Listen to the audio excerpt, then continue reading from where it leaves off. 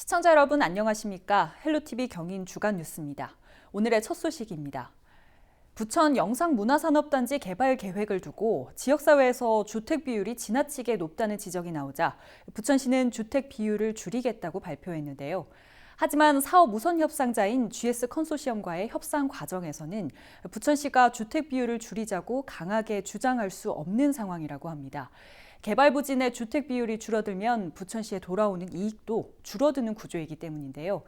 부천시의 고민이 깊어지면서 당초 7월 말이었던 협상 기한도 10월 말로 연기됐습니다. 김진재 기자입니다. 부천시가 영상문화산업단지 내 주택 비율을 줄일 의지가 없다는 지적이 부천시의회와 지역 시민사회에서 제기됐습니다. 부천시의회가 지난 6월 열린 행정사무감사에서 영상단지 내 주택 비율을 지적했지만 이후 석 달이 지나도록 별다른 변화가 없다는 겁니다. 행정감사 때 영상문화단지에 대해서 주택 비율이 높다고 지적을 했습니다. 그러나 지금 진행되는 상황을 봐서는 시에서 줄일 의지가 없는 것 같습니다. 얼마를 줄이겠다 그런 게 지금 나온 게 없습니다. 영상문화산업단지 개발사업 부지는 모두 35만여 제곱미터. 사업 우선 협상자로 선정된 GS 컨소시엄은 이 중 40.8%가량을 주거 용도로 개발하기를 원하고 있습니다. 세대수로 따지면 아파트와 오피스텔 등 5,500세대 규모입니다. 부천시 도시전략관은 행정사무감사에서 나온 의견을 반영하기 위해 주거 비율을 40% 미만으로 줄이는 것을 목표로 GS 컨소시엄과 협상 중이라고 밝혔습니다. 다만 영상단지 개발 수익의 일부를 부천시가 공공기여 방식으로 돌려받기 때문에 주택 비율을 큰 폭으로 줄이기는 어렵다고 덧붙였습니다. 개발 부진의 주택 비율이 줄어 GS 컨소시엄의 이익이 줄어들면 부천시가 받게 되는 공공기여분도 적어지기 때문입니다. GS 컨소시엄이 제시한 개발 계획대로 사업이 진행될 경우 부천시가 공공기여 방식으로 받게 되는 금액은 약 7천억 원. 시는 이 돈을 융복합타운 등 기반시설 조성에 사용할 방침입니다. 결국 부천시가 협상 과정에서 주택 비율을 큰 폭으로 줄일 경우 부천시로 돌아오는 이익이 줄어들고 반대로 주택 비율에 큰 변화가 없을 경우 지역사회로부터 비판을 받게 되는 상황. 부천시는 오는 10월까지 협상을 마무리한 뒤 부천시의회 동의를 거쳐 사업계약을 체결할 계획입니다. 하지만 협상 과정에서 주거 비율이 큰 폭으로 줄어드는 것을 기대할 수 없는 만큼 11월 열리는 부천시의회 정례회에서도 주거단지라는 지적을 피하기는 어려워 보입니다. 헬로티비 뉴스 김진재입니다. 김포의 한 다세대 주택 주민들은 비만 오면 걱정이 이만저만이 아닙니다. 장마철 폭우 때마다 침수 피해를 반복적으로 겪고 있기 때문인데요. 갑자기 찾아온 가을 장마에 주민들의 걱정은 더 커지고 있습니다. 직접 취재했습니다. 김포의 한 다세대 주택 주민들에게 장마는 무서운 손님입니다. 지난해 여름 갑자기 내린 폭우에 빗물은 속수무책으로 차올랐습니다. 성인 남자 허리까지 물이 차면서 1층 주택 대부분이 침수 피해를 입었습니다. 거기 전체가 사람 어깨까지 들어가고 차량이 7대 파손, 인사사고 살고 날면 천만 중에 다행히로. 피해는 여기서 끝나지 않았습니다. 올여름 장마에는 2번이나 주택가가 잠겼습니다. 여름이 끝나면 한숨 덜까 했는데 올해는 가을 장마까지 찾아왔습니다. 이곳 주택가가 워낙 낮은 지대에 위치해 있다 보니 침수 피해가 반복되고 있는 건데요. 9월 가을 장마가 시작된 첫날 아침 반나절 정도 비가 내렸는데 벌써부터 이렇게 낮은 지대에 빗물이 고이고 있습니다. 논밭이 사라진 자리에 공장과 주택이 들어서면서 빗물이 쉽게 빠지지 않는다는 게 침수의 주 원인. 김포시가 마을 배수시설 공사를 약속했지만 피해를 입은 지 1년이 지나도 공사가 끝나지 않아 무용지물입니다. 주변 농수로로 빗물을 퍼내는 게 비가 오면 할 수 있는 전부입니다. 공사하는 거는 9월까지 마무리를 한다라고 하니 9월 이제 오늘이 4일인가밖에 안 됐는데 그 안에 내일 모레 이번 주에 또 비가 한 300mm 온다라고 하는 거를 가정했을 때 저희들이 상상도 못할 그런 일이 벌어질 수 있다는 얘기죠, 이거는. 배수시설 공사가 끝나기 전까지 피해는 고스란히 주민들의 목. 언제 비가 올지 모르는 하늘만 쳐다보며 주민들은 오늘도 전전긍긍하고 있습니다. 헬로티비 뉴스 이세진입니다. 지난 2일부터 경기도 고등학교 무상급식이 시행됐습니다. 학생과 학부모들은 대체적으로 만족한다는 반응인데요. 사업비를 분담하는 경기도와 일선시군은 누가 얼마를 더 낼 것이냐를 두고 마찰을 빚기도 했지만 다행히 무상급식이 차질을 빚는 일은 없을 것으로 보입니다. 이지훈 기자입니다. 김이 모락모락 나는 밥을 식판에 담습니다. 영양을 듬뿍 챙긴 반찬에 후식 음료까지. 친구들과 이야기꽃이 피어나 점심시간이 더욱 즐겁습니다. 친구들이랑 같이 먹으니까 너무 좋아요. 무상급식이 돼서 너무 좋아요. 경기도에선 지난 2일부터 초등학교와 중학교에 이어 고등학교에까지 무상급식이 확대 시행됐습니다. 도내 고교 475곳에 다니는 36만여 명의 학생이 혜택을 봅니다. 고교 무상급식에 들어가는 예산은 총 1,404억 원. 경기도와 교육청, 일부 시군은 지난 5월 이 돈을 분담하기로 합의했습니다. 무상급식 주관기관인 경기도교육청이 전체 사업 예산의 절반을 내고 나머지 절반은 경기도와 시군이 각각 15%와 35%씩 내기로 합의한 겁니다. 하지만 31개 시군 중 11개 시군은 예산 부담이 과중하다며 비율 조정을 요구했습니다. 저희가 재정 자립도랑 재정 자주도가 높지가 않아요. 근데 이거를 시군 일률 이렇게 정하는 거는 맞지 않는 것 같아서 그렇게 25대 25로 그때 건의를 드렸습니다. 이런 이유로 현재까지 전체 사업 예산의 65%만 확보된 상태입니다. 시군 부담액이 확보되지 않으면 고교 무상급식이 좌초될 것이라는 우려마저 나오는 상황. 하지만 취재 결과 현재 31개 모든 시군이 기존 합의한 대로 사업 예산의 35% 금액만큼을 확보한 것으로 확인됐습니다. 안 한다는 데는 없어요. 사실 하는데 부담을 올려달라 하는 거지. 무상급식을 둘러싼 경기도와 시군 간 예산 분담 비율 논란은 일단락됐지만 다른 복지 사업에서도 예산 떠넘기기 논란은 반복될 것이란 전망이 나옵니다. 헬로티비 뉴스 이지훈입니다. 최근 경기도와 국가균형발전위원회 관계자들이 남북 접경지에 위치한 김포 한강하구를 찾았습니다. 현장 답사팀은 배를 타고 우리 측 어선들이 어업 활동을 하는 어로 한계선 주변을 둘러봤는데요. 이 자리에서 한강하구에 맞는 평화 전략을 함께 논의했습니다. 어떤 내용이 오갔는지 CJ 헬로 취재진이 현장에 동행했습니다. 태극기를 매단 8척의 고깃배가 채비를 마치고 포구를 떠납니다. 김포 전류리 포구에서 북쪽으로 고작 800m 거리.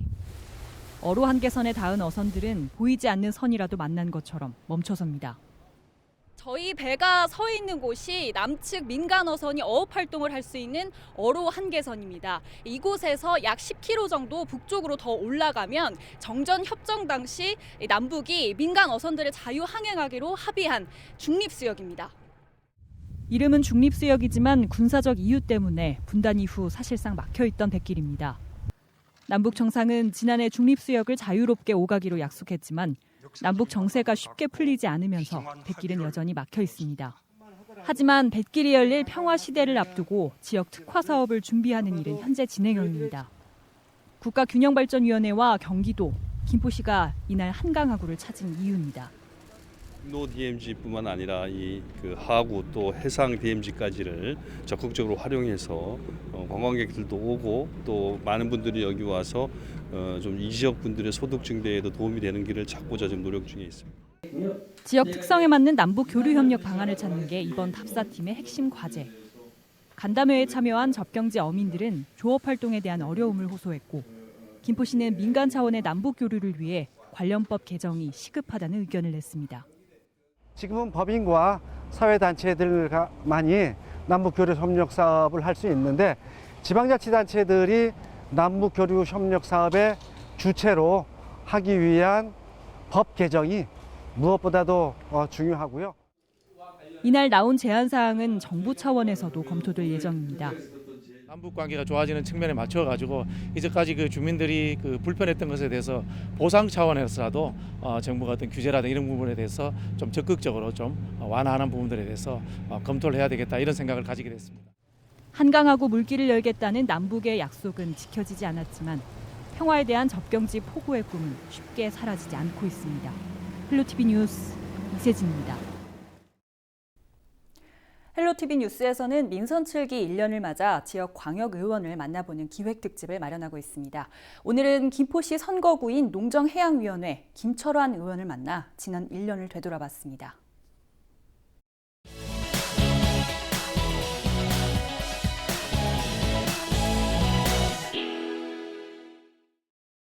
자, 민선 7기 1년이 지났습니다. 지난 1년에 대한 소회를 듣고 싶습니다.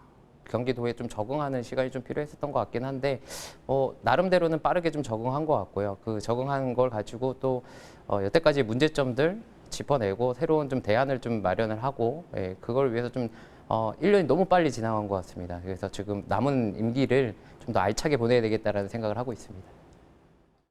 자, 여러 가지 지역 현안 사업에 대해서 많은 힘을 쏟고 있을 텐데요. 힘을 쏟고 있는 지역 현안에 대해서 좀 2가지 정도만 말씀해 주십시오. 농업인분들에 대한 보상, 그다음에 앞으로에 대한 미래에 대한 준비들을 조금 더 해야 되는 부분에 있어서 많은 것들 아직 농민들이 실질적으로 느낄 수 있는 것들은 없겠지만 그걸 차근히 좀 준비를 해나가고 있습니다. 농민의 소득을 향상시키기 위하고 농업에 대한 환경, 농지에 대한 환경을 좀 조성을 잘 하기 위해서 그런 것들을 차츰 좀 준비를 하고 있지만 아직까지 농민들에게는 많은 피부로 와닿지는 못할 것 같지만 장기적으로 준비를 하고 있다는 말씀 좀 드리고요. 김포가는 평화의 중심에 있는 도시이고 접경 지역이기 때문에 우리 한강 하구의 문화적 부분, 그다음에 경제적 부분, 평화적 부분을 좀 한반도의 평화의 중심으로 좀 만들고자 조금 많이 알려야 되는 입장도 있을 거고요. 그다음에 많은 부분을 조금 도민들과 공감을 하는 능력도 좀 있어야 되는 필요하기 때문에 그 부분들을 좀 노력을 했고 많은 부분 일부 성과를 내고 좀 지속을 하고 있는 중입니다. 자, 농정해양위원으로서 여러 가지 활동을 하고 계시는데 어떤 활동을 하고 계시는지 우리 도민들에게 소개 부탁드립니다.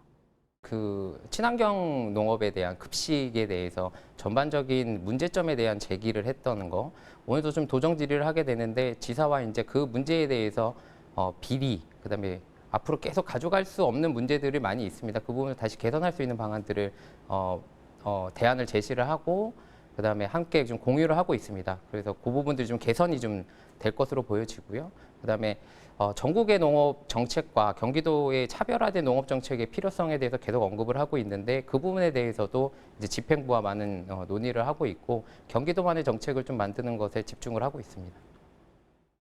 자, 앞으로 남은 임기 기간 내에 꼭 이루고 싶다 하는 그런 사업이나 현안이 있다면 소개 부탁드리겠습니다. 조금 전에 얘기했던 경기도만의 농업 정책을 좀 틀을 만들어 놓고 임기를 마치는 게 목표이고요. 그게 이루어짐으로 인해서 농민들의 소득은 당연히 향상을 시키는 것이 목적입니다. 그래서 일단 조례 준비를 하고 있는 것도 있고요. 농민의 소득을 좀 올려주고 그래야 농지가 보존이 될 수 있는 거거든요. 농민들이 먹고 살 만한 지역이 돼야 그 지역의 농업이 계속 지속 발전할 수 있기 때문에 그 부분들의 기틀을 좀 마련하는 거에 좀 중점을 두려고 하고 있습니다. 자, 끝으로 도민들에게 당부의 말씀 부탁드릴게요. 젊은 의원으로서 임기에 쉬지 않고 게으리하지 않고 열심히 뛰려고 노력하고 있습니다.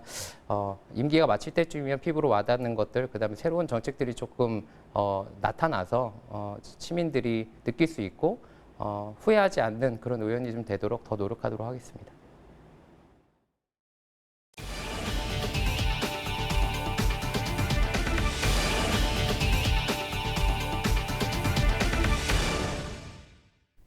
계속해서 지역 소식 전해드립니다. 경기도가 전국에서 처음으로 닥터헬기 24시간 운영에 들어갔습니다. 최근 닥터헬기 운영을 위한 종합훈련을 마친 경기도는 지난달 31일부터 정식 운영을 시작했습니다. 닥터헬기를 운영하는 곳은 경기도를 비롯해 인천과 강원 등 7곳이며 24시간 운영은 경기도가 처음입니다. 경기도는 산악 구조도 가능한 소방대원 6명을 닥터헬기에 전담 배치하고 이착륙장 1,700곳을 확보했습니다. 대다수의 경기도민들이 이재명 지사의 계곡 불법 평상 철거에 대해 지지를 보낸 것으로 조사됐습니다. 경기도가 도민 1,000명을 대상으로 여론조사를 실시한 결과 계곡 불법 평상과 천막에 대한 철거 명령에 대해 93%가 잘한 결정이라고 답했습니다. 또 하천과 계곡 불법 행위를 방치하는 공무원에 대해 94%가 징계에 찬성한다고 밝혔습니다. 특히 이번 단속에서 적발됐는데도 철거하지 않은 경우 즉시 단속해야 한다는 의견이 53%로 유예 기간을 두고 단속하는 것보다 높게 나왔습니다.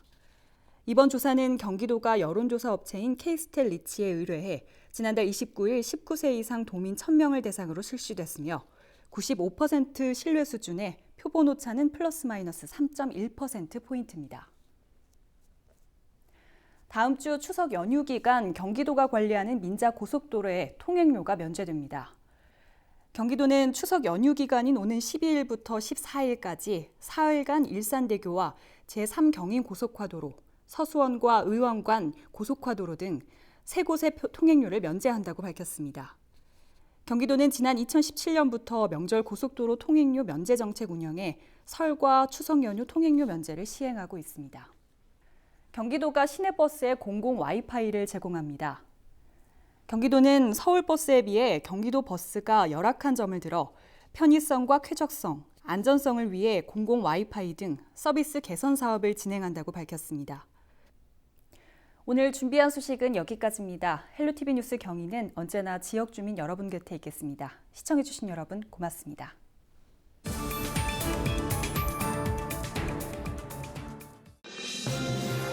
우리 지역의 이슈 콕 짚어봅니다.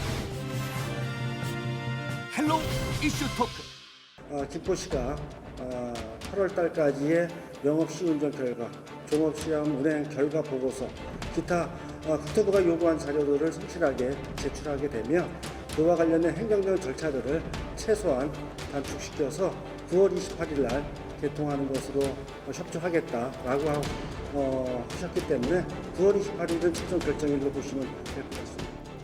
지역의 이슈를 속 시원히 풀어보는 헬로 이슈 토크입니다. 지난 26일 정하영 김포시장은 김포도시철도 개통 일자를 9월 28일로 못 박았습니다. 국토부와 합의 후 내놓은 방안인데요. 문제가 됐던 차량 떨림은 차륜 삭정과 속도 조절을 통해 개선한 만큼 근본 원인에 대해서는 개통 후에 장기 과제로 풀어가겠다는 입장입니다. 과연 안전 문제 이제 걱정은 없는지 짚어보겠습니다. 지난 8월 26일 정하영 김포시장이 긴급 기자회견을 열고 도시철도 개통을 9월 28일로 하겠다고 이렇게 못 박았는데요. 국토부를 비롯해서 관련 기관들이 잠정 합의한 사안이죠? 네, 맞습니다.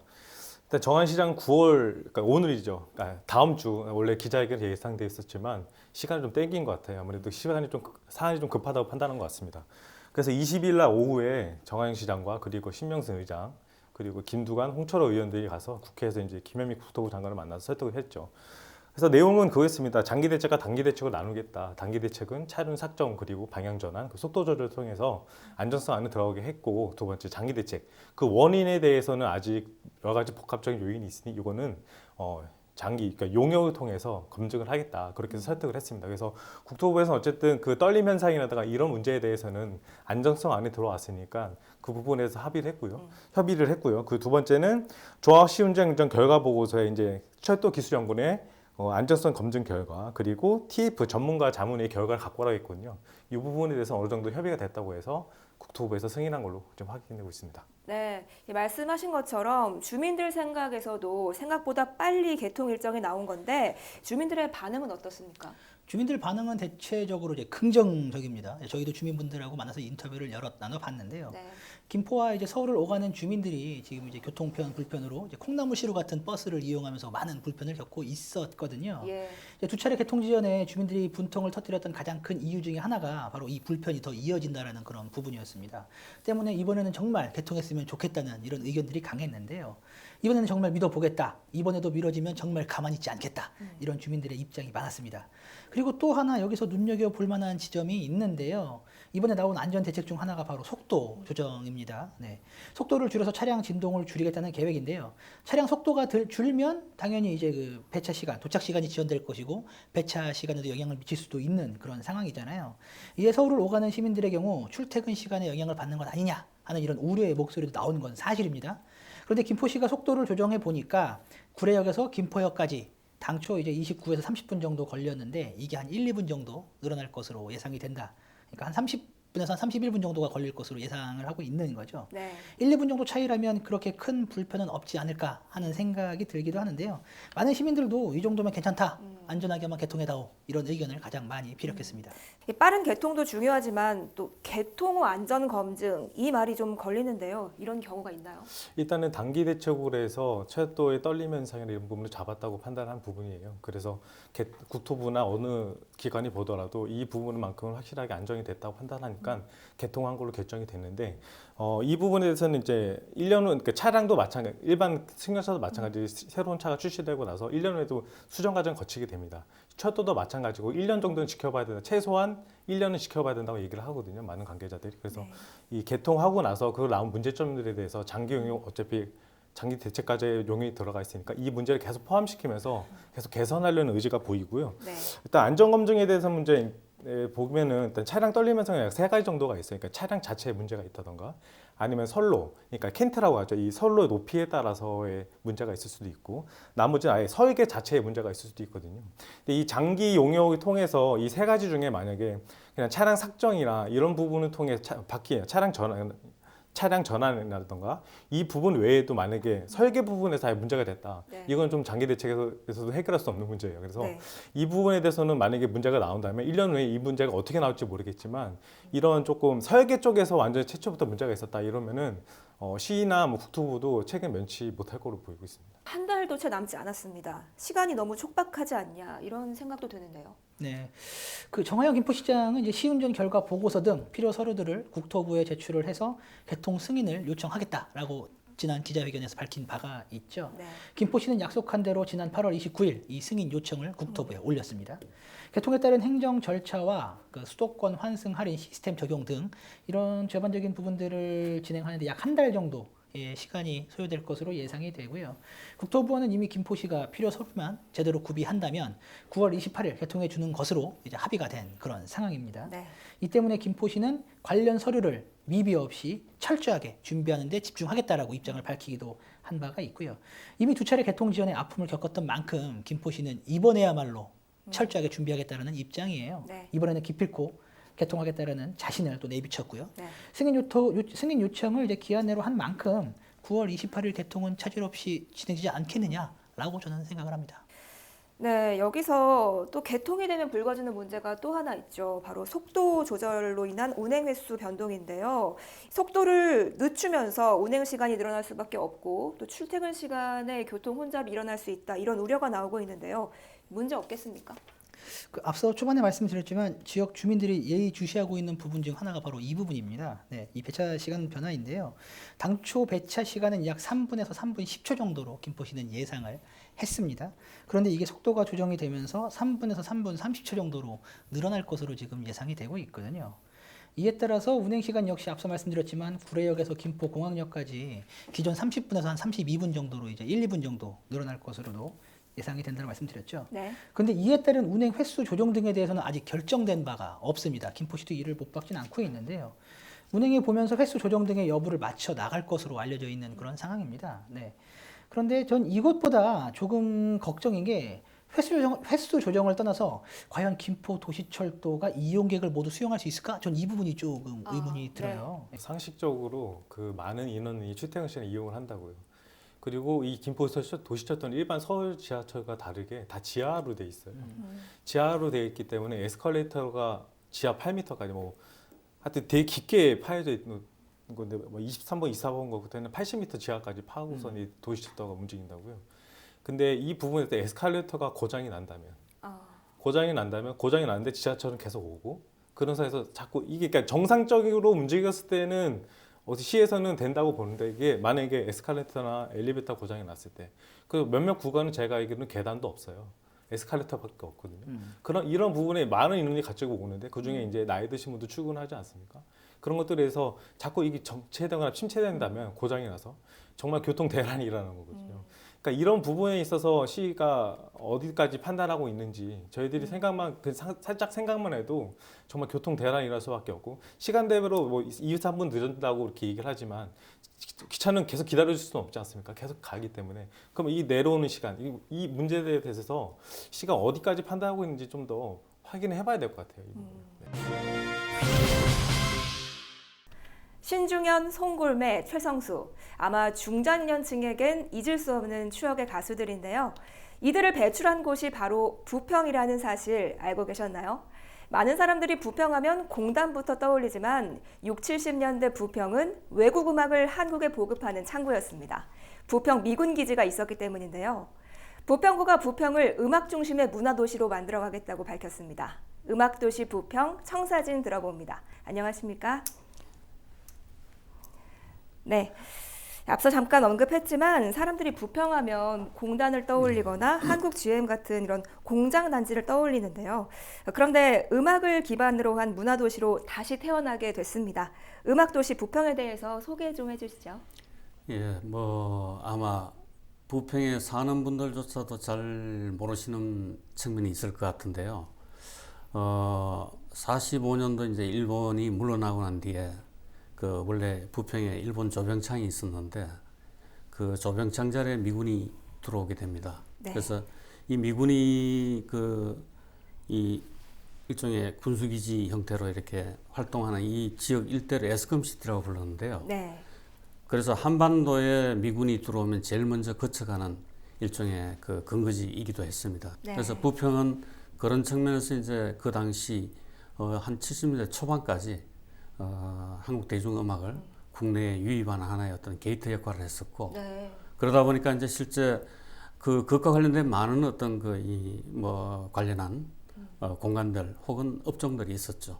예. 그래서 그것을 이제 부평에서는 다시 한번 정책적으로 되살려내서 부평의 어떤 미래 가치를 바로 이런 대중음악을 통해서 새롭게 만들어 보겠다고 해서 이제 일종의 마중물 사업으로서 시작하게 된 게 바로 이 음악 융합 도시라는 컨셉이라고 볼 수가 있겠습니다. 이런 대중음악 관련 자료를 모으는 에스컴시티 프로젝트를 부평구가 추진하고 있는 것으로 알고 있는데요.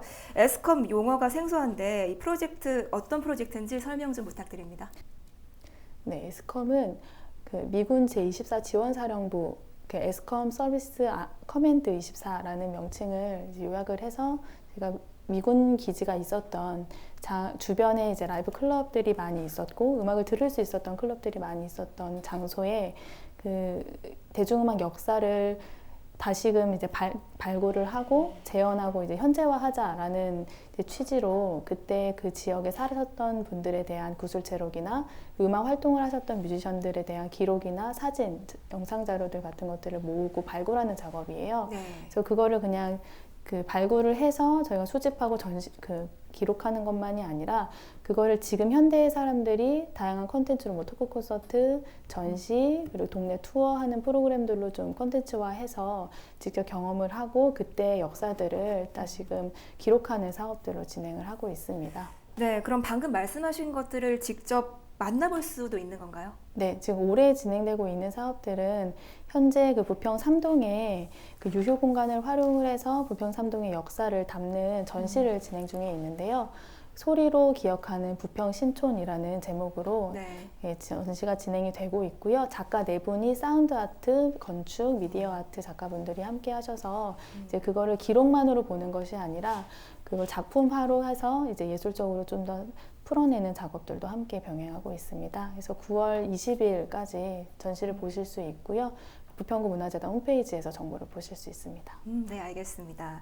이런 배경을 바탕으로 부평구가 음악을 기반으로 한 문화도시 조성과 관련해서 연구 용역을 진행을 했습니다. 문화체육관광부의 승인을 기다리고 있는데요. 이 연구 결과에 대해서 좀 들어볼 수 있을까요? 예.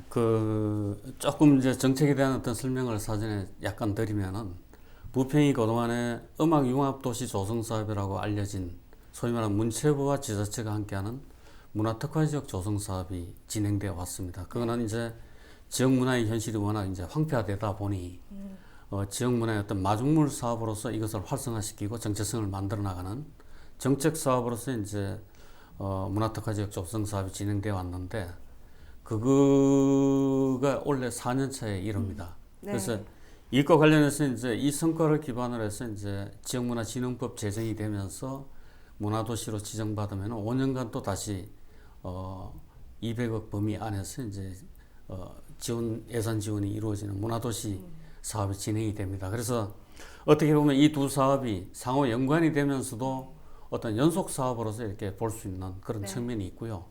그런 측면에서 봤을 때 이제 기존의 음악도시가 해왔던 어떤 그런 사업의 성과들을 어떻게 문화도시로 연결시켜 나가면서 이제 확장시키느냐 하는 그런 관점에서 연구가 진행이 됐습니다. 그래서 이제 그 연구의 어떤 주요한 골자는 우선 첫 번째는 음악으로 공명한다는 것.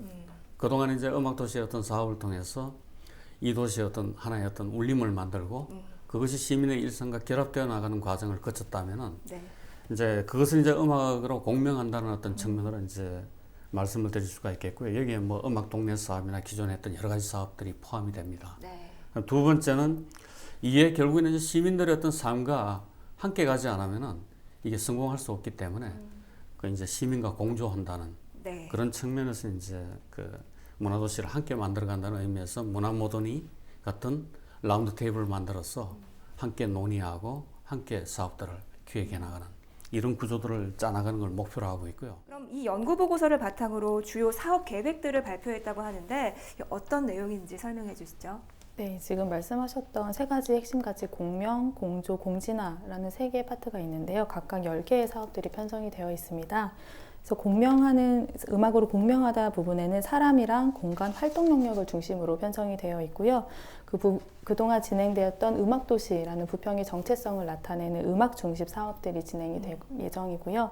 거기에는 이제 뮤지션들을 지원하거나 창작 공간을 제공을 해서 보다 다양한 활동들을 할 수 있도록 기반을 조성을 해주는 것들, 그런 다양한 음악 활동을 이제 활성화하기 위한 음악 사업들이 구성이 되어 있고요. 네. 그리고 시민과 공조하다 부분에는 이제 부평 시민들이 아까 말씀하셨던 라운드 테이블이나 그런 데서 제시되어 있던 아이디어들, 사업 그런 이제 이런 것들을 해보고 싶었다라는 희망들을 이제 모아서 실현하는 이제 문화 도시력을 만들어가는 협력 사업들이 그 예정 계획이 되어 있습니다. 예. 그래서 협력과 지원, 교육 사업으로 해서 이제 문화 매개자를 양성하는 사업들이나 일반인들도 이제 기획자로 활동을 해보거나 예술인으로도 활동을 해볼 수 있도록 저희가 더욱더 그런 활동들을 지원하는 시민 지원 사업들이 편성이 되어 있고요. 그리고 도시와 공진화하다라는 부분들은 이제 도시로 나아가기 위해서는 저희가 그동안 특화 지역은 일부의 장소 그리고 일부의 특정 사업들만 진행을 했지만 부평 전역을 엮을 수 있도록 공간을 엮을 수 있게 기관들을 매칭을 한다거나 그리고 현재 진행하고 있는 그 자체적으로 민간에서 활동하고 계신 것들도 엮어내고 그래서 그러한 다양한 영역들과의 연결과 경영 그리고 산업까지 갈 수 있도록 그런 것들을 지원하고 도시가 이제 발전될 수 있는 과정들을 준비하는 사업들이 편성되어 있습니다. 천억 원의 출자 동의안이 통과되면서 부천도시공사가 조직 개편 작업에 나서는 등 개발 사업을 위한 본격적인 채비에 나섰습니다. 개발 이익의 지역 환원을 위해 설립된 부천도시공사. 하지만 많은 지자체의 도시공사가 방만한 경영으로 적자에 허덕이는 경우가 많은데요. 오늘 시간에는 부천도시공사가 공사로서 제 역할을 하려면 어떤 조건이 필요한지 짚어보도록 하겠습니다. 안녕하십니까? 네, 안녕하세요. 네, 오늘 원론적인 질문부터 시작을 해보도록 하겠습니다. 개발 이익의 공공 환원을 위해 추진하는 게 도시공사라고 할 수 있는데요. 하지만 사실 많은 지자체의 도시공사가 이 취지와는 다르게 방만 경영으로 재정난에 허덕이는 경우도 많습니다. 이 같은 부작용을 막고 도시공사가 제 역할을 하기 위해 반드시 갖춰야 할 게 있다면 뭐가 있다고 보십니까? 예, 먼저 우리 부천도시공사는 2017년에 이제 부천시설관리공단에서 이제 공사로 전환됐습니다. 그래서 공사에 전환됨으로써 그에 걸맞는 공기업의 역할을 해야 되고 그 역할을 하기 위해서는 뭐 조직과 뭐 업무 능력, 사업 범위나 지속 가능 여부, 자본금 확충 등에 대한 것들이 해결이 돼야 된다고 생각을 합니다. 예. 그래서 이제 일단 우리 부천도시공사 현황들을 살펴보면 일단 자본금의 확충은 이미 이제 부천시의회에서 동의안이 통과된 내용에서 확보가 됐고요. 그 다음에 이제 우리가 할 수 있는 사업 영역들은 신도시 지정된 데 참여하고 그 다음에 여러 가지 사업들을 추진하고 있는데 그게도 충분히 가능하다고 보고 이제 그 조직을 어떻게 확보하고 그 조직을 얼마만큼 능력 있고 효율적으로 운영할 수 있느냐 이게 이제 관건인데 그런 문제에 대해서 지금 준비를 하고 있고 그게 이제 갖춰진다고 그러면은 충분히 이제 우리 부천도시공사도 그 역할을 할 수 있다고 생각을 합니다. 또 각종 사업에 대비를 해서 준비해야 할 것들이 많은데요. 얼마 전에는 조직 개편을 위한 규정 개정도 승인을 받았습니다. 본격적인 개발을 위해서 조직 개편을 할 계획인데 대략적인 윤곽은 나왔습니까? 예, 이제 현재 그 도시공사는 3본부에서 약 한 444명 정도가 근무를 하고 있고요. 기간제 112명이 또 추가로 이제 근무를 하고 있습니다. 예. 이제 하고 있는데 이 현재 우리 그 도시공사의 조직은 20년 전 도시 이제 부천시설공단이 설립 당시에 그 조직입니다. 그래서 20년 된 옷인데 이제는 이제 벗고 지금 4차 산업혁명 시대에 맞는 조직으로 개편이 돼야 된다고 생각합니다. 그래서 또 개발 사업에 참여하는 부서도 이제 지금 이제 조직 개편 중에 있고요. 그래서 이제 현재 오늘 금년 11월까지는 일본부 일부 이제 3팀 12명이 이제 근무할 수 있게끔 이제 인력을 확보를 하고 사업이 본격적으로 시행되는 이제 내년 하반기에는 일본부 2부 이렇게 해가지고 15명이 이제 개발 사업에 전념하려고 하는 그런 지금 단계에 있습니다. 예. 조직과 인력에 관한 이야기가 나왔는데 인력 수급에 있어서 또 가장 고려돼야 할 게 그 인력들의 전문성이라고 할 수가 있겠습니다. 하지만 다른 지자체의 도시공사들의 경우를 좀 보면 단체장의 측근 인사 혹은 청탁 인사 또 퇴직한 공무원을 위한 자리로 전락을 했다 이런 비판들도 있잖아요. 부천도시공사의 경우에는 이런 문제에 대한 사전 방지 시스템 또 갖추고 있는지 그리고 인력들의 전문성 확보를 위한 방안들은 마련이 돼 있는지 궁금합니다. 제가 이제 어제 확인을 해보니까 이제 특별한 어떤 시스템적인 부분이 채워지거나 이러지는 못한 것 같아요. 다만 이제 뭐 임추위나 이런 것을 통해서 임원추천위원회 이런 것을 통해서 뭔가 하려는 그런 기본의 그 인사를 하는 시스템이 있긴 하지만 아직 시스템적인 어떤 정비나 이런 부분은 좀 부족한 걸로 알고 있습니다. 예. 다만 이제 사후의 교육이나 역량 강화 교육이나 이런 부분은 늘 하던 대로 준비를 하고 있는 것 같은데 저는 이제 그에 앞서서 우리 그 시설관리공단에서 도시공사로 전환할 때 이제 어느 정도의 틀은 좀 그 지역에 있는 퇴직 공무원들이라든가 이런 부분들은 좀 배제를 하지 않았나. 그 부분에서는 제가 이제 야당이지만 약간의 점수를 주고 싶은 부분은 외부에서 전문가를 영입했거든요. 근데 전문가를 영입함으로 인해서 이제 시설관리공단에서 공사로 바뀌는 그 상황에서의 하나의 시도였다라고 저는 보고 그래서 개발 분야의 전문가를 모셔왔어요. 네. 그런 기조로 해서 앞으로 이제 약간의 전문가들을 계속 영입을 해서 우리 시에 도움을 되는 기틀을 마련해 준다면 저는 그건 좋은 일인 것 같고요.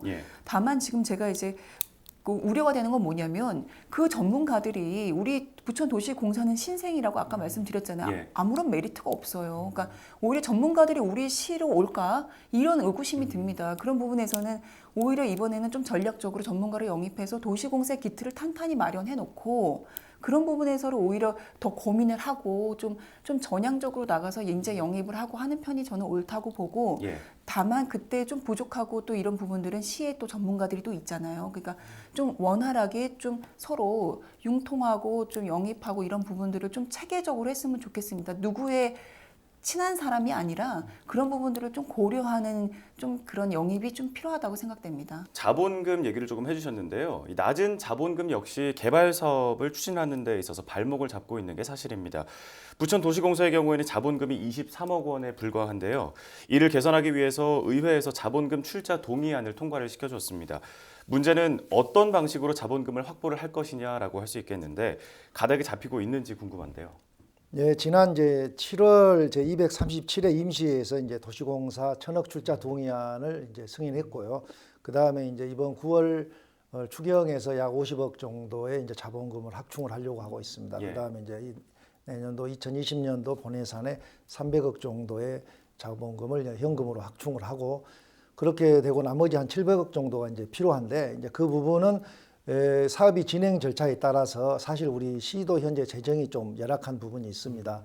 그리고 이제 도시공사도 이제 신생으로서 자본금 현재 23억짜리인데 그 이제 1,000억 정도의 자본금을 확충한 내가 말한 350억 정도는 현금으로 확보를 하고 가능한 내년 예산에서 충당이 된다 하면 더 충당을 할 것이고 그렇지 않는다 하면 이제 도시공사체 발행도 검토를 해보고요. 또 이제 더 나가서 혹시 그 만화영상 산업단지가 예정대로 잘 진행이 된다고 그러면 거기에 이제 매각대금 일부도 도시공사의 자본금을 확충할 수도 있는 그런 방법. 그러면 의원님이 보시기에는 여러 가지 방법들 중에서 또 이런 방법이 좋다 하는 게 있다면 어떤 게 있을까요? 우리 박정상 의원님께서 아주 여당의 입장에서 아주 정답을 말씀해 주셨는데 저는 사실은 우리가 출자 동의안이 통과됐지 아직 출자금이 통과되지는 않았어요. 그러니까 적어도 우리가 이제 추경에 50억 정도야 무난하리라 봅니다. 그런데 왜냐하면 사업에 필요한 예산을 조금씩 확보하는 계획을 세워야 되는 입장에서는 그거는 저는 필요하다고 보는데 아직 한 푼도 가지 않았습니다. 그렇다면 결국 도시공사가 앞으로 어떻게 하느냐를 보고 주겠다라는 의지가 있거든요. 예. 그 부분에 대해서는 전 여야가 따로 없다고 보고요. 그래서 도시공사가 LH랑 어떤 협의 내용을 계속 갖고 갈 수 있는지, 그리고 그 전에라도 추경이 지난 이후에라도 본 예산 전에 시간이 아직 있거든요. 그러면 그 시간 동안 어떻게 부천도시공사가 어떤 자구적인 노력을 하고 있는지를 보고 평가를 계속 받을 것이고, 그 평가를 통해서 그 예산이 수반되리라 봅니다. 그런데 그냥 넉넉고 예산 출자 동의안이 통과됐기 때문에 모든 게 다 통과가 됐다고 생각하는 거는 오산인 것 같고요. 그리고 저는 그렇게 믿고 만약에 계획을 하신다면 그거는 본인 스스로는 아무 노력을 하지 않겠다라는 뜻밖에 보이지 않습니다. 그렇기 때문에 아까 그 정답대로 가기 위해서는 그 노력을 보여주셔야 되고, LH와의 협상의 어떤 가시적인 부분들을 본 예산 편성 전에 분명히 가져와야 된다고 생각합니다. 예.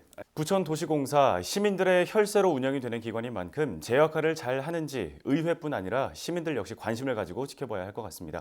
오늘 박정산 의원과 광내경 의원과 함께 관련 이야기 나눠봤습니다. 준비한 순서는 여기까지입니다. 감사합니다.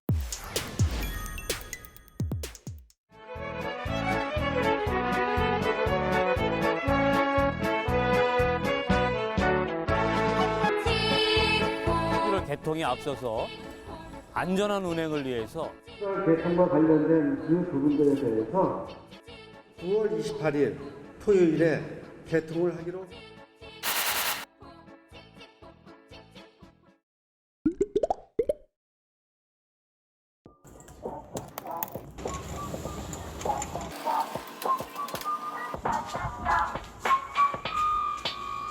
그래서 9월 개통이 맞냐고요? 안녕하세요, 이세진 기자입니다. 김포도시철도 개통일 드디어 정해졌습니다. 9월 28일이죠. 커뮤니티나 SNS를 봐도 이번에 한번 믿어보겠다, 긍정과는 다른 따스한 반응들도 굉장히 많이 볼 수 있었습니다. 그래도 나는 궁금하다, 나는 아직까지 이 분노가 사그라들지가 않는다 라는 분들을 위해서 준비했습니다. 결론부터 말하자면 개통일이 정해졌다고 안전하다는 건 아닙니다. 한국철도기술연구원은 주행안전성 검사에서 적합 판정을 내렸습니다. 하지만 차량이 떨리는 근본적인 원인? 이게 바퀴의 문제인가? 레일의 문제인가? 주행 환경의 문제인가? 아직 나온 게 없어요. 이걸 연구하려면 용역을 맡겨서 1년 동안이나 아주 긴 시간을 들여서 연구를 해야 한다고 합니다. 선 개통 후 연구. 일단 김포시 국토부 철도 관계자 모두가 합의한 내용입니다. 안전을 짚고 가자는 데는 어느 정도 공감을 하지만 그럴 거면 2달을 왜 늦췄냐, 시민들의 비판은 피하기가 어렵겠네요. 기자회견 이후에 이제 쟁점이 된 게 속도, 차량 떨림이 문제니까 속도를 한번 줄여보자라는 겁니다. 문제는 이 속도를 줄이면 운행 시간은 당연히 늦어질 수밖에 없고 배차 간격도 늘어날 수밖에 없는 것 아니냐, 이런 상황에서 속도는 또 왜 늦어지냐, 개통도 늦고 속도도 늦는 것이냐, 시민들의 불만이 이제 계속해서 나올 수밖에 없는 상황인데, 정하영 김포시장은 여기에 이렇게 말했습니다. 첨도 시간과 준첨도 시간, 비첨도 시간들을 좀 조정한다면 배차 간격에서 오는 그 불편함은 해소시킬 수. 진짜 어려운 말인데 쉽게 말해서 사람들이 많이 타는 혼잡 시간대에는 영향을 안 주기 위해서 한번 노력을 해보겠다는 거예요. 이런 부분은 한번 계속해서 한번 지켜보자고요. 열차를 2량에서 4량으로 바꾸면 이런 문제가 좀 해결되지 않겠느냐라는 의견 주신 분들 많은데 이건 불가능합니다. 왜냐하면 플랫폼을 이미 2량짜리로 만들었기 때문이죠.